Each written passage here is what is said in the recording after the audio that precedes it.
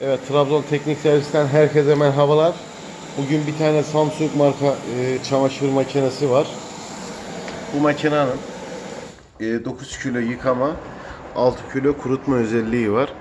Inverter motor. Makinenin arızası su almıyor. Hiçbir şekilde su almıyor. Bekleme yapıyor. Kart arızası hemen şurada gördüğünüz. Kartın arızalı olduğu tespit edildi. Buraya gerekli işlemler, gerekli parçalar değişim yapıldı. Şu anda sorunsuz bir şekilde çalışıyor. Bu videoya ayrıntı veremedik, kusura bakmayın. Şurada çürükleri var, onları da boyayacağız zımpara yaptıktan sonra.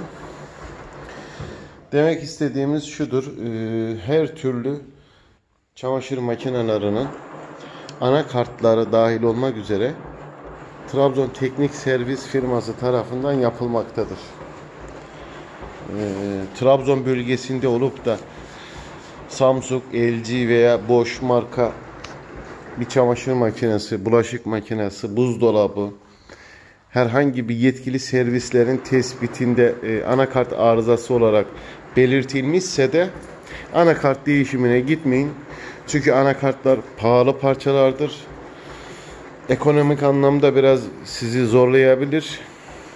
Ama bizim firmamız tarafından kendi orijinal arızalı kartınız burada tamiri yapılıyor. Hemen şu atölyede. Burada tamiri yapılıyor. Hemen şu şekilde de göstereyim size. Mesela Almanya'dan gelen bir çamaşır makinesi var. Miele marka. Bunun anakartı tamiri yapıldı ve müşterinin evine teslim edilecek. Burada aynı Bosch marka anakartları mevcut. Bosch. Şöyle göstereyim size.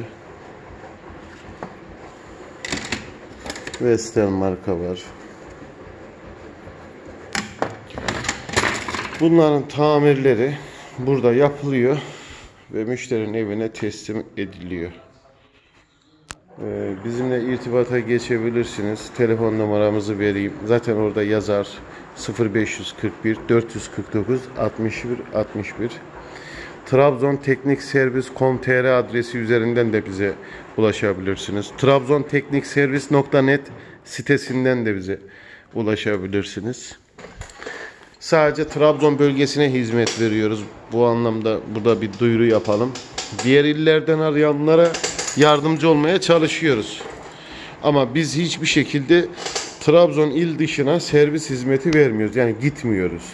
Ama arızalı cihazlar mesela Bayburt, Gümüşhane tarafından gelenler de oluyordur. Artvin, Hopa tarafından da gelenleri kabul ediyoruz tabi. Şu an anakart montaj işlemine geçmeden önce bu makine yaklaşık bir 3-5 yıkama yapacak.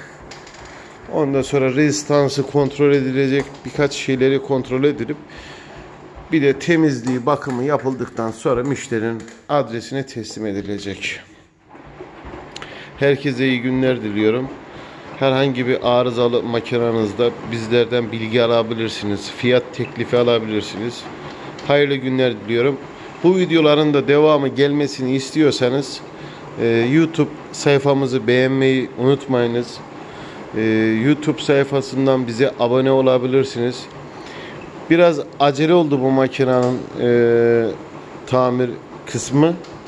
O yüzden video çekemedim. Kusura bakmayın. Yani tamir detayına video çekemiyorum. Özür diliyorum. Bir dahaki boş bir zamanda, çünkü çok yoğun çalışıyoruz.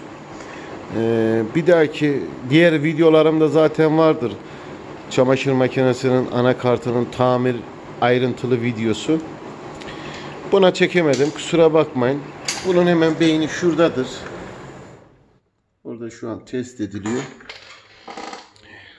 Bu videoların da işte devamının gelmesi için bizim sayfamızı, YouTube sayfamızı beğenmeyi ve üye olmayı unutmayınız. Herkese iyi günler diliyorum.